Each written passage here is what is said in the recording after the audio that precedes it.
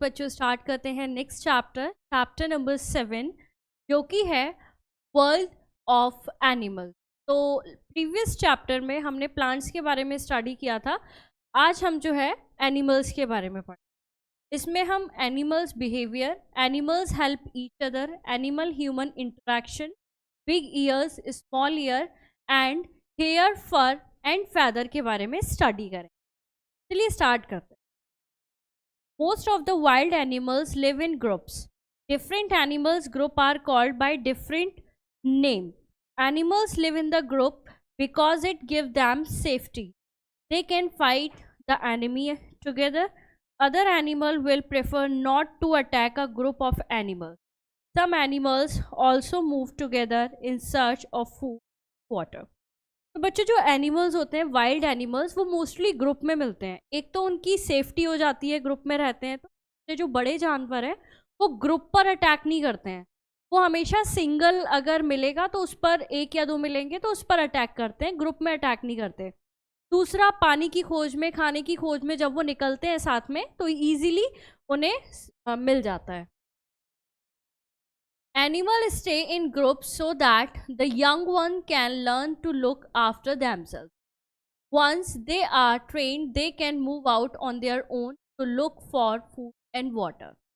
तो जो animals group में रहते हैं, उनके जो बच्चे होते हैं वो भी ग्रुप में ही होते हैं। सबसे पहले तो वो ग्रुप में लर्न करते हैं कि किस तरीके से जाते हैं, कैसे पानी खोजते हैं, खाना खोजते हैं, और अगर कोई बड़ा जानवर मिल जाता है तो किस तरीके से छुपना होता है, भागना होता है। जो भी सिचुएशन है वो अपने बड़ों से सीखते हैं और फिर वो अकेले जाते हैं कभी अगर उन्हें जाना होता है सर्चिंग के। It is always much more fun to be in group. Animals to enjoy when they are in groups. Just like we have a head of family, animal group to have a leader. The eldest और strongest member become the leader. The function of the leader is to watch out for the safety of the group.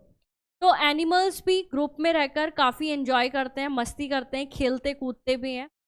जैसे कि हम लोगों की family में head of the family होता है, ऐसे ही इनकी जो ग्रुप होते हैं उसमें भी एक हेड होता है, जैसे लीडर बोला जाता है, वो लीड करता है पूरे ग्रुप को। Animal to show respect for their leader, they can show love and affection. Many animals do not attack an animal who has a baby with it. तो एनिमल्स जो हैं वो लीडर की काफ़ी रेस्पेक्ट करते हैं, काफ़ी प्यार करते हैं अपने लीडर को। बहुत सारे ऐसे एनिमल्स होते हैं जो कि अटैक नहीं करते उन एनिमल्स को जिनके छोटे छोटे बच्चे होते हैं। Animal behaviour. Some animals are friendly in nature. They allow us to go near them. Human tame these friendly animals as pet or domestic farm animals. Dogs, cows, cat, hen and ducks are friendly animals. They are quite friendly and eat what you give them. Dogs are considered to be our best friend. तो कुछ animals जो होते हैं वो काफ़ी friendly होते हैं nature में, तो इसीलिए जो ह्यूमंस होते हैं उन्हें एज अ पैट रखना पसंद करते हैं। जैसे कि डॉग, काउ, कैट, हैन, डक हैं। इसमें जो डॉग है वो काफ़ी फ्रेंडली होता है और अक्सर लोग पैट में डॉग को रखते हैं और उसे कुछ भी खाने के लिए देंगे आप, वो खा लेता है। सम animals are shy in nature. They run away when we go close to them. Rat, rabbit, peacock, squirrel fall under their category. They go near the food only when we are not there. Tortoise and snail go into their shell if we try to touch them. Hedgehog and porcupines roll themselves into prickly balls. These creatures are extremely shy. तो कुछ जो animals होते हैं वो शाई nature के होते हैं। फॉर एग्जाम्पल जैसे कि पीकॉक है, रैबिट है, रैट है, जब भी आप उनके क्लोज जाने की कोशिश करोगे वो भाग जाते हैं। इसी तरीके से हैडॉग और पॉर्क्यूपाइन है, वो क्या करते हैं, अपने आप को, उनके जो है स्पाइंस निकले होते हैं नुकीले नुकीले, तो वो क्या करते हैं, आप उन्हें टच करने की कोशिश करोगे वो बॉल में बन जाते हैं, जैसे कि आप उन्हें टच ना कर पाओ या आप उन्हें हर्ट करने की कोशिश कर रहे हो तो आपके लग जाए। दूसरा, टॉर्टोइज होते हैं, स्नेल्स होते हैं, वो अपनी शैल के अंदर चले जाते हैं, इतने शाय नेचर के होते हैं। Wild animals like the bear and deer are also shy in nature. Most of these animals do not attack humans unless we harm them. कुछ वाइल्ड एनिमल जैसे कि बियर और डियर, ये भी शाय नेचर के होते हैं, ये तब तक अटैक नहीं करते ये अटैक नहीं करते ह्यूमन बींग्स पर तब तक जब तक इन्हें लगता नहीं कि सामने वाला हमें मारने की कोशिश कर रहा है. Animals like tiger, wolves, lion, fox live in the wild. These are dangerous in nature. They are not used to human presence, so we can't make them our friend. तो कुछ एनिमल्स हैं जैसे कि टाइगर, भेड़िया, line, fox, जो कि जंगल में रहते हैं और इन्हें ह्यूमन प्रेजेंस पसंद नहीं है, तो इसलिए ये हमारे फ्रेंड नहीं बन सकते, बहुत डेंजरस होते हैं. Animal help each other. Many animals help each other in many ways. There are also their benefit in their help. तो बहुत सारे animals हैं जो एक दूसरे की help करते हैं. The egret is a bird that is often seen sitting on the buffalo. तो ये एक egret bird है जो कि buffalo के ऊपर बैठी हुई है. The egret feeds upon the lice and ticks found on the buffalo's body. The buffalo does not mind at all.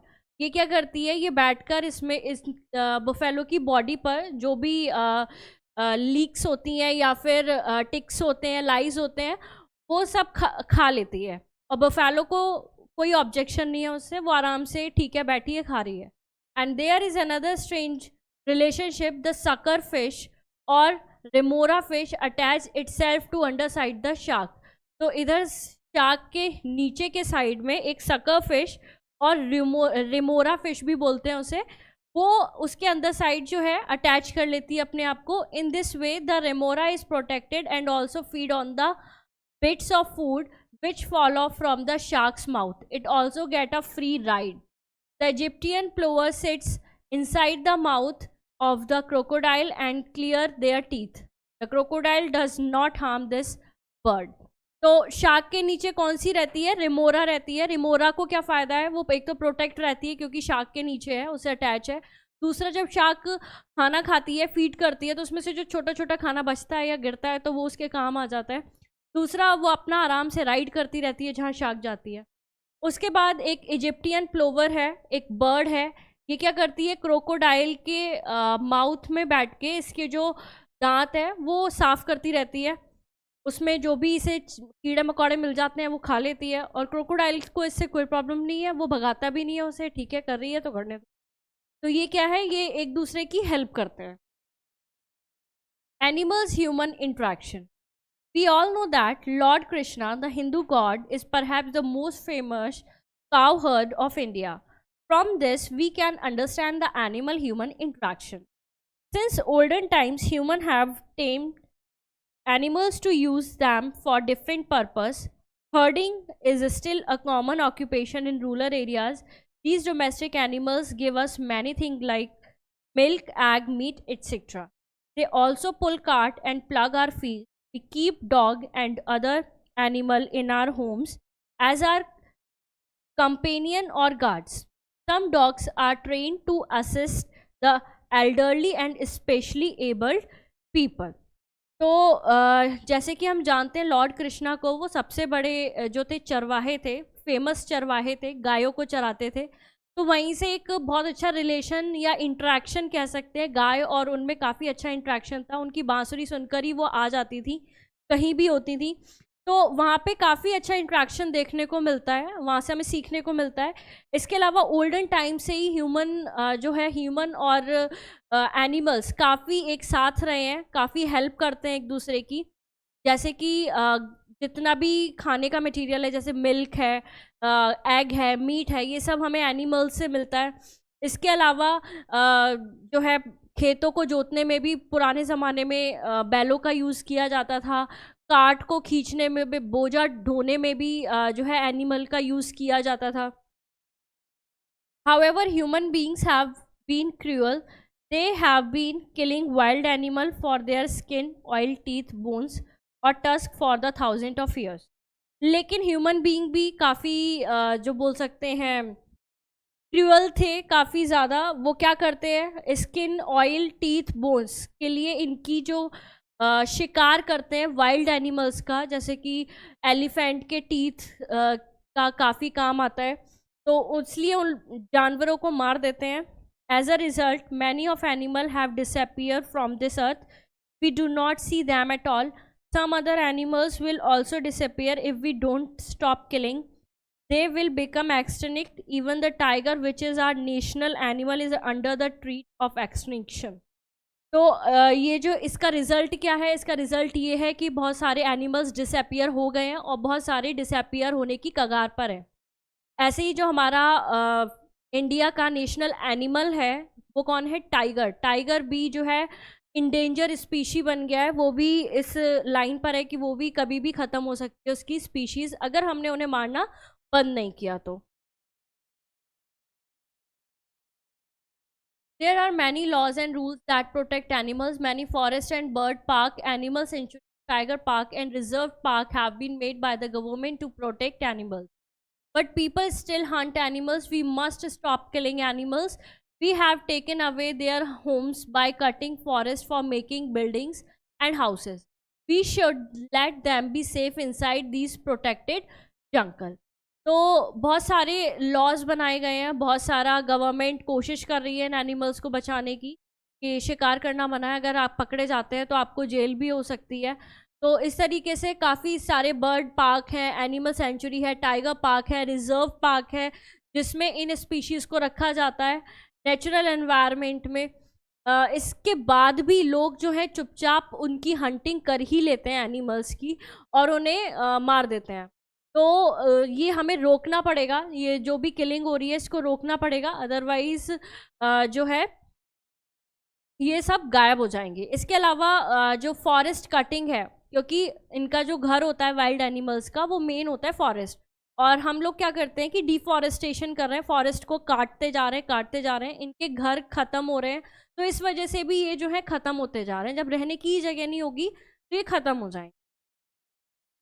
Big ear and small ear. Animals are divided into main group. Animals that have a backbone are known as vertebrate. Those that do not have a backbone are called invertebrate. तो animals को दो group में divide किया जाता है। एक आते हैं वर्टिब्रेट जिनमें ये बैकबोन होती है, और एक होते हैं इनवर्टिब्रेट जिनमें ये बैकबोन प्रेजेंट नहीं होती है।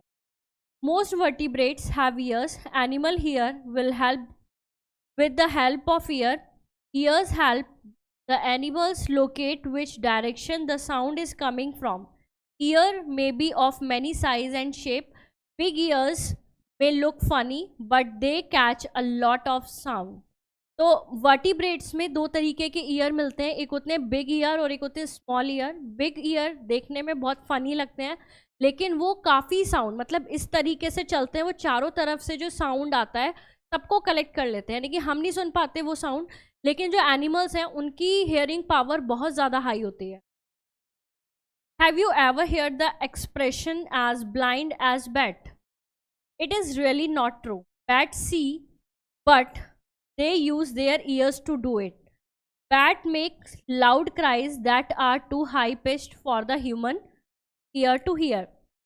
Sound wave from these cries bounce off surrounding objects and echo back. This is how the bat know the location of everything around that. तो जो है बैट जो है वो देख नहीं पाती है, बैट क्या है सुनती है, और सुन के अपना रास्ता जो है निकालती है। बैट क्या करती है, इको साउंड भेजती है, यानी कि अल्ट्रासोनिक साउंड जो होता है जो हमारे कान नहीं सुन सकते। एक होता है अल्ट्रासोनिक और एक होता है इंफ्रासोनिक, जो और नीचे होता है वो भी नहीं सुन सकते हम, और उससे ऊपर का साउंड भी हमें सुनाई नहीं देता। तो अल्ट्रासोनिक साउंड वेव्स वो निकालती है। तो वो वेव्स जब कहीं टकरा के, अगर सामने सोचो दीवार है और उसे बैट को नहीं पता क्योंकि वो देख नहीं सकती, तो जब वो आगे बढ़ रही है वो वेव्स भेजती है, वेव्स टकरा के उसके कान में वापस आएंगी तो उसे पता चल जाएगा कि आगे कुछ है और वो अपना रास्ता बदल देगी। तो इस तरीके से वो क्या करती है, काम करती है। Bats and foxes use their big ears to find prey and escape from enemies. तो ये ears का ही यूज़ करके जो है अपना शिकार भी ढूंढती हैं, और जो इनके शत्रु हैं, दुश्मन हैं, उनसे छुप जाती हैं। Many animals have ears which can move. These movable ears help in to know exactly where a sound is coming from. Dog, rabbit, cat, etc. have movable ears. तो कुछ animals होते हैं जिनके जो ears है वो move कर सकते हैं। तो मूवेबल ईयर्स का काम ये होता है कि जब साउंड आता है तो वो डायरेक्शन में मूव करते हैं। जब वो मूव करते हैं तो वो ये देख लेते हैं कि किस डायरेक्शन से है जो है वो साउंड आ रहा है। A polar bear has small nerves for years. It flatten them against its head to swim fast. It can close its ear completely to keep the water out. Some ears are hard to see. Birds have two holes on their heads but no outer ears. This adaptation helped bird in flying as outer ears would slow the bird down. Bird's ear may be tiny but they are very powerful. Birds can hear sounds which no human can hear. A bird flying high in the air can hear a fish jump in water below or the sound of insect in the shifting desert sand. तो polar bears जो होते हैं उनके बहुत छोटे छोटे जो है ईयर होते हैं, क्योंकि जब वो स्विमिंग करते हैं पानी के अंदर तो वो अपने ईयर्स को बंद कर लेते हैं, तो जो है पानी नहीं जाता है. दूसरा बर्ड जो है, बर्ड के ईयर्स हमें दिखाई नहीं देते लेकिन होल्स होते हैं, वो उनकी हेल्प करते हैं उड़ने में. हालांकि उनके जो होल्स हैं, ईयर केवल होल्स होते हैं, ईयर प्रॉपर दिखाई नहीं देते, लेकिन वो बहुत पावरफुल होते हैं. अगर वो फ्लाई कर रही है तो पानी के अंदर जो फिश है स्विम कर रही है वो उसकी आवाज़ भी सुन सकती है, और जो डेजर्ट में कोई इंसेक्ट है तो वो उसकी आवाज़ भी सुन सकती है जो शायद हम नहीं सुन सकते. तो इतने पावरफुल ईयर्स होते हैं बर्ड्स के. Snake do not have ears. They hear through vibration on the ground. One of the most famous underwater communicator is the dolphin. The dolphin also uses its hearing to see. Although the dolphin has good eyesight, it is sometimes hard to see in murky water.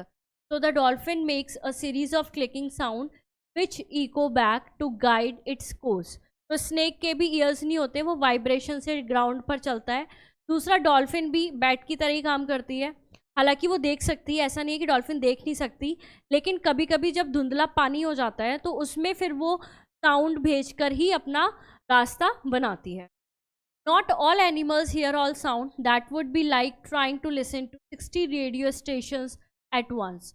Some animals hear only high-pitched sound, other animals only low, but animals hear what they need to in order to listen to their babies, warn each other of danger and guard their homes.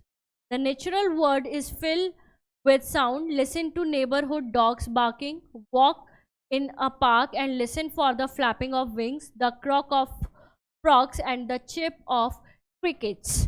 तो पूरा जो natural world है आसपास का वो sound से भरा हुआ है. जैसे कि कभी आप बैठते हैं पार्क में, सुनिएगा डॉग के भौंकने की आवाज़ पार्क में, और जो है मेढक की आवाज़, क्योंकि बारिश के मौसम में काफ़ी मेढक आते हैं, मेढक की आवाज़ या फिर कीड़े मकोड़ों की आवाज़ आप सुन सकते हैं. Hair, fur and feather. Another characteristic of mammal is that most of them have hair on their body. तो आपने देखा होगा कि जो एनिमल्स होते हैं ज़्यादातर उनके जो बॉडी है उन पर हेयर्स प्रेजेंट होते हैं, फर भी होते हैं. Some animals are hairy, some has very less hair, while other have a thicky furry coat. Animals that live in a hot area have only a skin cover and less hair to let their skin breathe easily. Deer, zebra, giraffe, tiger, camel, etc. have very short hair on their skin. तो जो animals गर्म वाले climate में रहते हैं उनके ज़्यादा hair नहीं होते, बहुत शॉर्ट हेयर होते हैं. जैसे कि डियर, जेब्रा, जिराफ, टाइगर, इनके बहुत शॉर्ट हेयर होते हैं. Animals in cold areas need to keep themselves warm. They have a thick coat of hair on their bodies. The fur trap air over the skin which keep the body heat from escaping. तो animals जो cold areas में रहते हैं, जैसे कि ये याक है, इसके शरीर पर आप देख रहे हो कितने बड़े बड़े हेयर्स हैं, तो इनके में एक कोट ऑफ हेयर होता है. उसमें ये इन्हें क्या मिलता है, इन्हें गर्मी मिलती है क्योंकि ठंडे एनवायरनमेंट में रहते हैं, बचे हुए रहते हैं ठंड से. Sheep have a thick woolly coat to keep them warm. Another animal that have a little less fur but more hair is the rabbit. Yak are seen in the bitterly cold area of India and Tibet in the Himalayas. The yak has a thick, shaggy outer layer of hair and woolly fur beneath to give it extra warmth. Some animals curl their bushy tail around themselves to keep warm. Birds have soft down feather to keep warm. The long feather of bird help to them fly. तो जैसे कि याक है और जो तिब्बत में side में हिमालयाज में है वहाँ पे एक्स्ट्रा बाल होते हैं उन एनिमल्स के, ताकि वो ठंड से बचे रहें। इसके अलावा जो बर्ड्स हैं, बर्ड्स के 2 तरीके के हेयर होते हैं। एक तो उनकी टेल होती है, वहाँ पर होता है टेल, और पूरी बॉडी में होते हैं जो उन्हें वार्म रखते हैं, और एक होते हैं उनके उड़ने के लिए, जो फेदर होते हैं वो उड़ने के लिए होते हैं।